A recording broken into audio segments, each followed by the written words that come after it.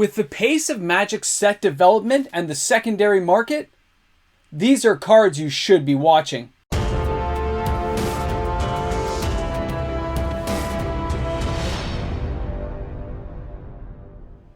With all the sets that Wizards of the Coast has given us this year, chances are people have missed out on some great value cards. Welcome back, everyone.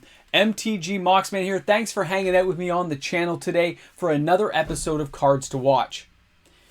With all the sets we've seen in 2021 and 2022, a lot of these cards get forgotten and missed. They're exciting at the time, and then they get kind of backdropped down, especially mana-based cards.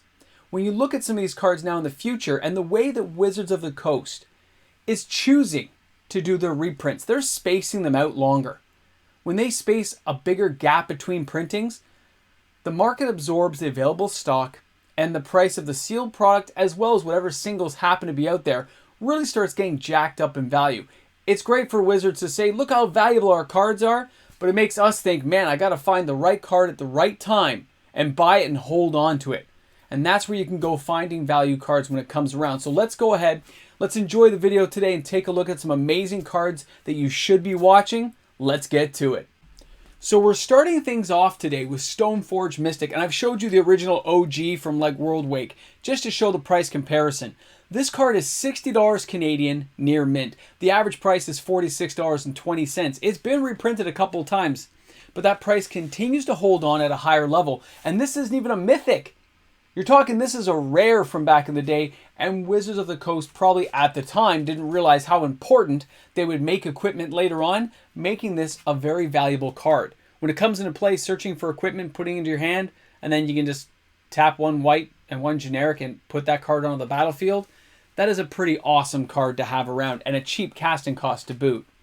Now, even though it's been reprinted, I think the last time I saw it was Double Masters back in 2020. I think I got it in a VIP pack, actually. When you look at those prices, it's around $100 even for that card. And with Wizards spacing out the reprints, right now finding this card for this price is actually not the worst deal out there if you're looking to get your hands on a Stoneforge Mystic. The price has come down in the last 7 or 8 months, but I think if it doesn't get reprinted now in Double Masters 2022, you're going to see this card slowly start to creep back up again. So keep that in mind, guys. If this is a card you're looking for, this might be the right time to buy it. Now, our next card I'm showing you today is Prismatic Vista, and I'm purposely showing you guys the Zendikar Rising Expeditions version because there's not a lot of price disparity between these two, and it is a beautiful piece of artwork on this card. I mean, I don't know why it's this cheap still. I thought it would have shopped around the $70 level, but it's just not because so many people opened Zendikar Expeditions from Zendikar Rising that, you know, the little promo pack at the beginning. We had the collector boxes where you could get to like 5 inside there. There was a lot of awesome cards going around at the time. This product was opened heavily, but it is starting to be absorbed. Prices are creeping up. Have you noticed fetch lands like Scalding Tarn and stuff from this series are all starting to move upwards slowly and no one's really mentioning it? But I'm mentioning it to you right now so you're aware of it. When you see an average price of $36.68 US, that's a pretty darn good price for this card. Chances are Wizards is not reprinting it anytime soon. They're going to wait another year or two, which means, again, this card's going to creep up. It just seems like the reprints are being spaced out. Even a foil version of this for $63, guys, great deals, okay? Cards like this are going to hold value, and this one still has that unique kind of artwork to go with it, which will command a higher price later on. Now, our next card today is going to be Force of Negation. Now, I was unaware originally how much this card had gone up. I got a whole bunch in Modern Horizons when it first came out. You can look at my old box openings, and I opened, I think the one pack had 2 or 3 in one box, and one pack had 2. It had a foil one and a regular one. It was kind of insane. But I didn't think much of them. They were $20, $25. Look at the prices now. The only time they seem to reprint this, they printed it in Modern Horizons 2 as a specialty card, right? I actually got the retro foil art myself, and people were like, whoa, way to go. You're right, because it's an expensive card. All right, they're never reprinting this in any regular standard kind of Modern Horizons style set. It'll always be in a specialty slot somewhere or with a special artwork or framework. Wizards knows the value. They're going to keep it there. This one's not creeping down in price, but right now where it's dipped to this level, I'm hoping it dips down another 10%. And that may entice some people to grab onto it and get that little bit of a deal they can, because this card's not coming back around again. It bothers me because I'd like to see it around the $50 level, but I'm sure a lot of people like the fact it's a higher value card because they can trade it in for great trade value at their local LGS. Next up, we have Reflecting Pool, and of course I'm showing you the Tempest, the OG version, because I'm an OG original guy when it comes to cards like this. Yes, they just did a reprint right now in Commander's Legends Battle for Baldur's Gate. And look how much the original still costs. It's $50. You can buy one for $9, just a regular one from the Commander set. But if you look at the original one, you go, $50? That's Canadian. It's only $30 is the average in the US. So it's 3 times the value.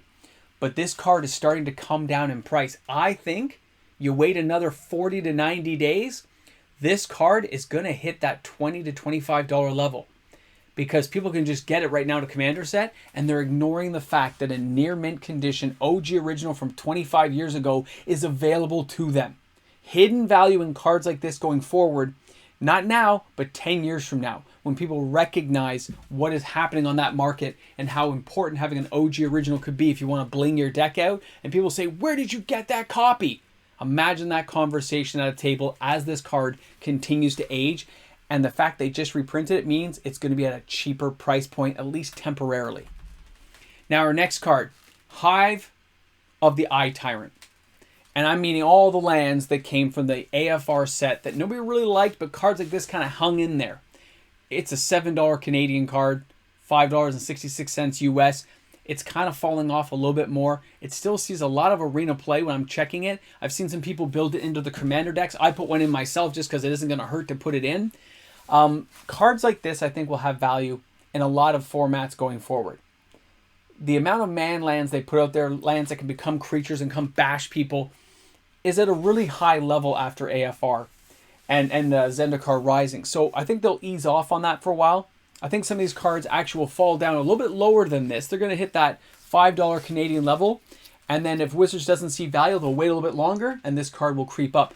You won't see a real reprint of cards like this probably for a number of years. Maybe in like a Secret Lair type set. But no, I don't think we're going to be seeing it in a standardized set anytime soon, which means cards like this will gain in value. I mean, it has Menace too. All right, the Great Henge. Another card that I wasn't really aware the value, okay? And it's just because I own a couple and haven't really paid attention. But when I did some card searching, I found some copies, I looked it up, and I realized, wow, this is like a really expensive card. This is one of those Throne of Eldraine cards that didn't get banned, like Once Upon a Time, and like poor Oko. And this one stayed around. I see a lot of my friends' Commander decks with cards like this if they're playing green, and I can see why. It has mana ramp, we gain some life, it's got everything going for it. So this card is actually going to go up in value. It is a mythic, it's going to be harder to get. It's going to drive prices of sealed boxes like Throne of Eldraine for the OG original, and if they don't reprint it in the next year or two, this one again is one of those cards that's going to creep up. It's still staying pretty steady. It's a card I'm watching right now to see what happens in the future. I'm going to give it another 6 months. All right, Dockside Extortionist. I heard so many people hoping this card would get reprinted. I was too, and it didn't happen. So what does that mean for the price? It's going to go higher and higher until they reprint it. People were really hoping it was coming around, and it's not going to. At least not for what? At least another year or two?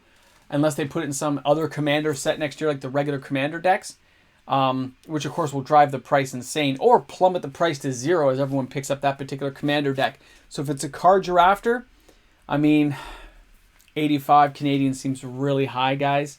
I would not be buying it at that price. It's going to be poised for a reprint at sometime soon. They can't let it stay at that level. Sorry about the mic bang. All right, we got Force of Will Alliance's OG original.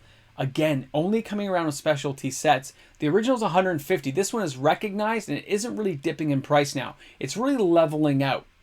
And again, we've seen reprints in multiple sets with this card and they always rebound. They always seem to come back. And that is just one of those cards you go, they never reprint it fast enough to plummet the price. It's always in a harder to get slot when it is reprinted. Wizards is keeping this card at a very stable level. Don't expect this card to come down. Feel good about just buying it at the regular price it's at right now because it's not really going to change. All right, next card up. Now, it is not Drain Life. I'm putting that up here because I recently got a copy. I'm putting this here because I'm talking about beta cards in general. Any card that is not on the reserve list. When you're looking at alpha, beta, and unlimited, a lot of these cards are just not falling in price. Okay, I'm talking the non-reserve list versions of it. This Drain Life has not been falling. It says on the chart it is, but when you look at the stores, it's still kind of staying where it's been for a very long time. It stays within this 2-3 month gap of kind of going up and down. And a lot of people are buying the betas, the alphas, the unlimiteds, because, especially unlimited, because it's an untampered with market right now where players haven't really gotten into all the cards. Maybe you're a person who just wants to have an old janky card added to a deck and you go, I want to get a Stream of Life. Well, that's only a $4 card still if it's in beta. Unlimiteds are like $2-3. You see what I'm saying? There is opportunities in a lot of these cards. And if you're looking to get a card for yourself and you can get a 10-cent reprint of some newer version, but you want to bling the deck out a bit, go back and look at some of these cards and see how much it's going to cost you. If it only costs you $1 or $2, I just say go for it. Unlimited, alpha, beta, why not if you can get it at a good price? Let's face it though, alpha is going to cost you an arm and a leg no matter what you do. All right, next card. Torment of the Hailfire. As I start building my commander deck, of course, my Throw Bowl deck does have this in it. How can this card only be $20? I paid $20 Canadian to get this card. How can this card be so cheap? This is like a brutal card. I mean, I know it's just starting to go up now, but if they don't reprint this soon, it's going to keep going up. It's awesome. I can't wait to play with this card and abuse people. And they're going to hate me for it, and it's going to be awesome. So I just wanted to mention this card because when people told me about it and I looked, there wasn't that many copies available. It seems to be used in quite a few decks, and it's only a rare. It's not even a mythic. So, I mean, way to go. Was it Amonkhet, right? I mean, oh, sorry, Hour of Devastation for this one, not Amonkhet. Crazy, though. All right, Yavimaya, Cradle of Growth. I was waiting for this one. Now, the retro foils of this version of card are actually at $35 Canadian. They're moving up. I know this chart does not show that. This is just showing the regular version. $14 Canadian to get the regular version, but there was none in stock at any of the stores I checked. The average price is $10.49, along with a card like Tomb, Urborg, Tomb of Yawgmoth. Look at those cards and recognize what can happen. And if they decide a year or two to add another Modern Horizons set, Modern Horizons 3, and they add another version of this card to the mix, a blue one or a white one, you don't know, I still think this complete set could be done. Either way, this is a good card that should not be at this level. It's at the bottom.